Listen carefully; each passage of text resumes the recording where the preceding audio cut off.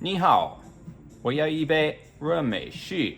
Chinese speakers, how was my pronunciation? Let me know in the comments. Did I completely butcher it? Did I get the tones right? Kind of right? Understandable? Let me know in the comments.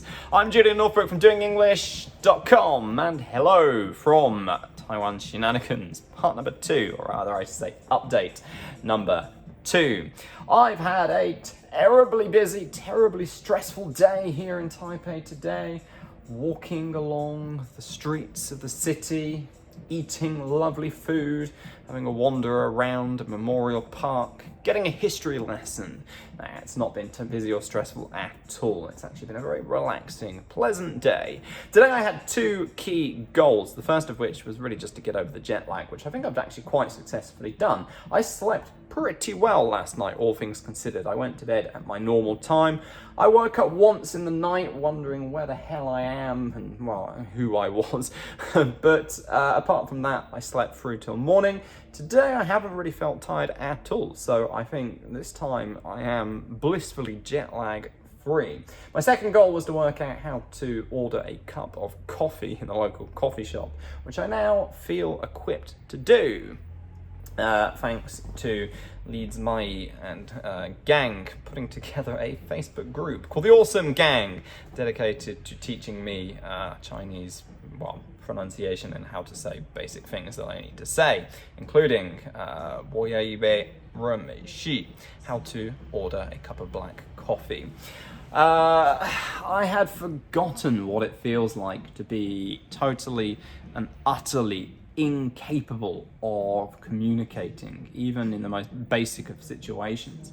I mean, when I went to Japan, I'd already learned enough of the basics that I could do simple things like, buying something in a shop, asking if you can try something on in the changing rooms. I've just been to the shop Uniqlo to buy some room wear, because it's a bit chillier here than I expected, and I didn't bring any with me. And, I mean, it feels weird going up to somebody, say in the fitting rooms or on the cash register in the shop, or say in the convenience store, and really not knowing what to say at all. So going up to the woman in the fitting rooms, like not knowing whether 你好, just kind of saying like what I believe to be the generic hello is the right thing to do. And then not being able to say things like, could I try these on? Or I've got 2 items, but having to instead just hold the 2 things up. And of course, they understand what you mean and what you are doing, and then them talking at you and not having a single clue what they are saying. And that was the same on the cash register. I knew that she was telling me how much it was because I can see it on the cash register.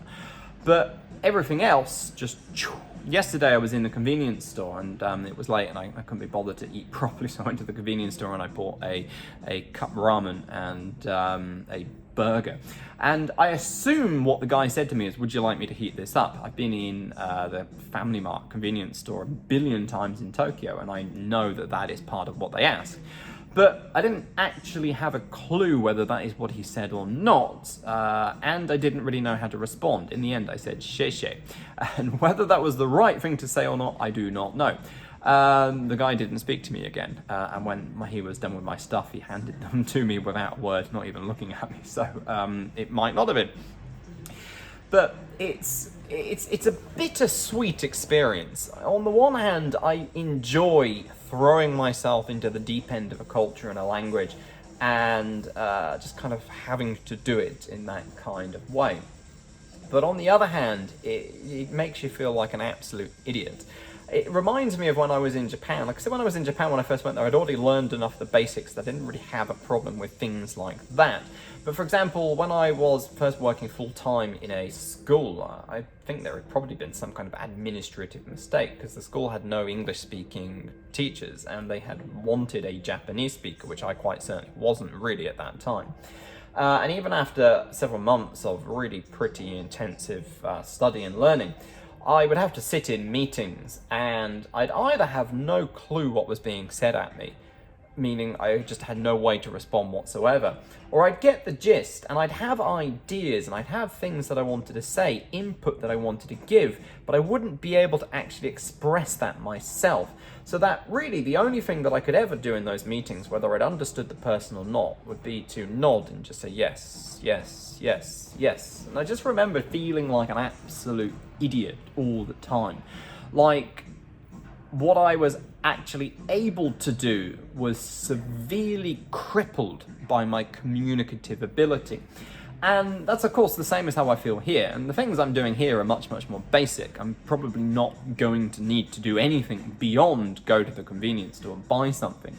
But it's that the barrier is very, very clear, almost tangible. It's almost like you can reach out and touch this kind of barrier between me and the other person, caused by, well, this just, again, inability to communicate.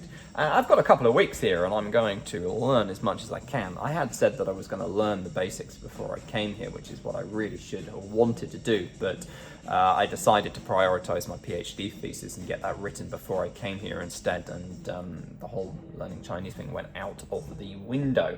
Again, meaning basically when I arrived here yesterday, the only things that I could say was 谢谢, 你好, 再见. That's it. I think that was my entire repertoire. It hasn't increased much today. It's a fascinating language. The tones are a barrier to me. It has to be said. I find it hard to even hear them or make a distinction when I'm listening to people speak, let alone when I'm actually doing it myself.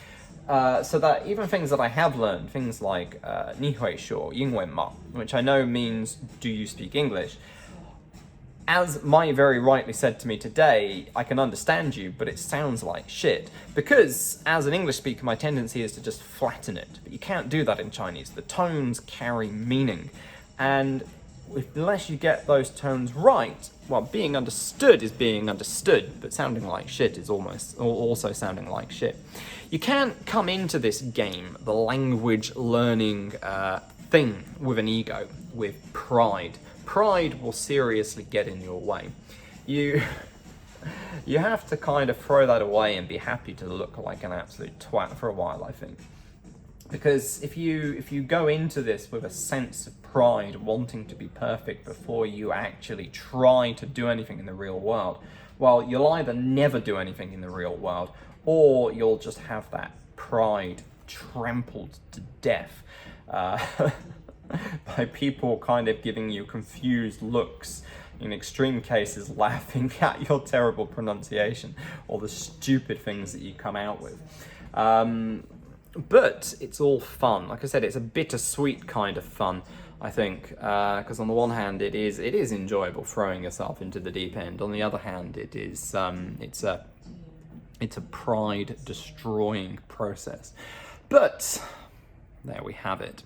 Anyway, I think that's enough for this video. This was Taiwan Shenanigans Part 2. Head over to doingenglish.com, sign up for my free daily emails. Of course, if you are in Taipei or you're willing to travel that far, we have the Gala Party event on December 7th, and we have my masterclass, seminar, workshop, whatever you want to call it, on December 11th. If you head over to doingenglish.com/DEC11, DEC11, I'll put the link in the description. You can find information for that. And I think that's about it for today. I'll be back tomorrow with another update. Bye-bye!